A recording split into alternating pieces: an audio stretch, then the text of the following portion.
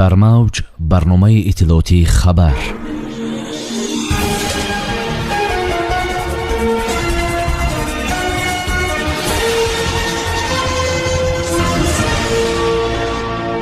тоҷикистон парвозҳои мунтазамро бо ду кишвар аз сар гирифт. тоҷикистон ваксинаи AstraZeneca-ро тасдиқ кард ва моҳи март онро дастрас мекунад. филми парвонаҳо дар қазон ҷоиза гирифт. фозилова нахустин тоҷик духтарест ки ба тими гурҷистон пайваст. умеди ӯзбекистон барои роҳандозии парвозҳои мунтазам ба русия дар моҳҳои март-апрел. дар студия бо хабарҳо бо шумо ҳастам Муниса Тамлоева. салом. тоҷикистон равобити ҳавоиро бо ҷумҳуриҳои Қазоқистону Афғонистон барқарор намуд. ба иттилои агенти авиатсияи гражданӣ ҳамакнун парвозҳо ҳафтая як маротиба дар масири Душанбе Алмато Душанбе ва инчунин Душанбе Афғонистон Душанбе сурат мегиранд.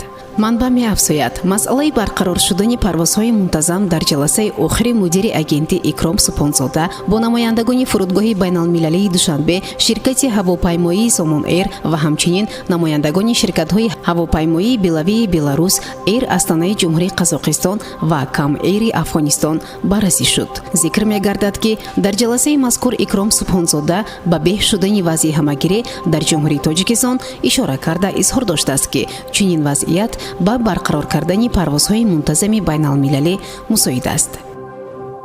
тоҷикистон ваксинаи AstraZeneca-ро ки бояд тибқи механизми COVAX қабул намояд, аллакай тасдиқ гардид. дар ин бора Наврӯз Ҷаъфаров, сардори раёсати амнияти санитарию эпидемиологии вазорати тандурустӣ ба хабарнигорон иттилоъ дод. ба таъкиди Ҷаъфаров, ваксинаи мазкур моҳи ҷорӣ ба Тоҷикистон ворид мешавад. тоҷикистон ваксинаи коронавирусро тасдиқ кард ва онро бояд тибқи механизми COVAX гирем. ин AstraZeneca аст ва моҳи март 732 000 вояи он ба Тоҷикистон ворид мешавад. феълан ҷониби Тоҷикистон шартнома имзо карда ба истеҳсолкунанда фиристодааст, гуфт Ҷаъфаров. ӯ изҳор дошт ки истеҳсолкунандаи асосии ваксинаи AstraZeneca дар Бритониёи Кабир ҷойгир аст, аммо онро дар корхонаҳои Ҳиндустон ва Кореяи Ҷанубӣ ки созишномаи имзошудаи ҷониби Тоҷикистон ба он ҷо фиристода мешавад низ истеҳсол мекунанд. сардори вазорати тандурустӣ гуфт, дар доираи механизми COVAX имкони 20% аҳолии кишвар ба нақша гирифта шудааст. нахуст гурӯҳҳои осебпазир ки ба онҳо шаҳрвандони аз 70 сола боло, кормандони соҳаи тандурустӣ, кормандони гумрук ва нерӯҳои марзӣ шомиланд, эм мегиранд. ба гуфтаи ӯ, дар марҳилаи дуюм афроди аз 60 сола боло, баъд аз он синашон аз 50 боло эм карда мешаванд. боқимондаи 42.5% аҳолӣ бо дигар дороҳое ки Тоҷикистон онро дастрас мекунад, эм хоҳанд шуд. филми парвонаҳои коргардони тоҷик дар Русия сазовори ҷоизаи кинофестивали байналмилалии Зеланд шуд.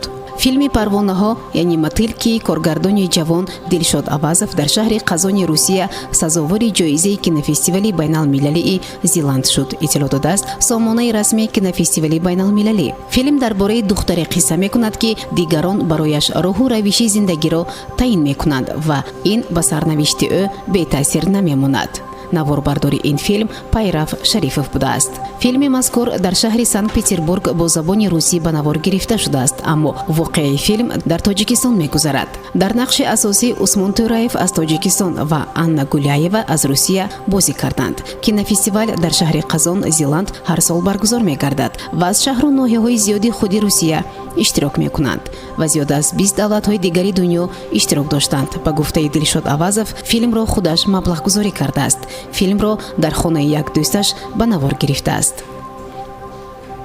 Мадина Фозилова, собиқ ҳамлавари бошгоҳи Зебонисо ва ҳоло сарвони тими мунтахаби бонувони Тоҷикистон, эҳтимол аст ки фаъолияти футболбозии хешро дар қаҳрамонии Гурҷистон идома диҳад, хабар медиҳад Сомонаи варзиш. ба иттилои манбаъ, ҳоло гузариши Мадина ба тими Гурҷистон дар ҳоли анҷомёбист. ҳоло гуфту шунид байни футболбозани тоҷик ва роҳбарияти дастаи UFC Nike идома дорад, таъкид мешавад дар хабар. манбаъ меафзояд, охири ҳафтаи равон гузариши Мадина ба дастаи мазкур сурат мегирад. бояд гуфт ки Мадина Фозилова нахустин бонуест ки дар таърихи футболи тоҷик ба як тими аврупоӣ мепайвандад. зикр мегардад дастаи нави Мадина Фозилова дар Лигаи қаҳрамонҳои Аврупо байни бонувон ҳунарнамоӣ мекунад. ҳоло парвозҳои чартерӣ ба шаҳрҳои гуногуни Русия идома мекунанд, гуфт муовини вазири нақлиёти Ӯзбекистон Ҷасурбек Чориев. муовини вазир гуфт ки бо пешниҳоди барқарор кардани ҳаракати ҳавоӣ ба русия муроҷиатнома фиристода шудааст. мо таҷрибаи русия ва меъёрҳоеро омӯхтем ки мақомоти он кишвар риоя кардани онро талаб мекунанд, менависад Спутник Ӯзбекистон аз қавли Чориев.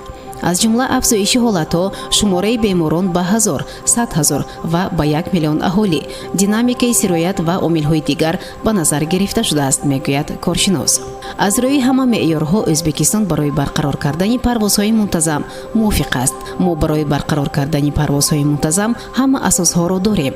мунтазири посух ҳастем. фикр мекунам ки дар моҳҳои март-апрел натиҷаи мусбат ба даст хоҳад омад, хулоса кард Чориев.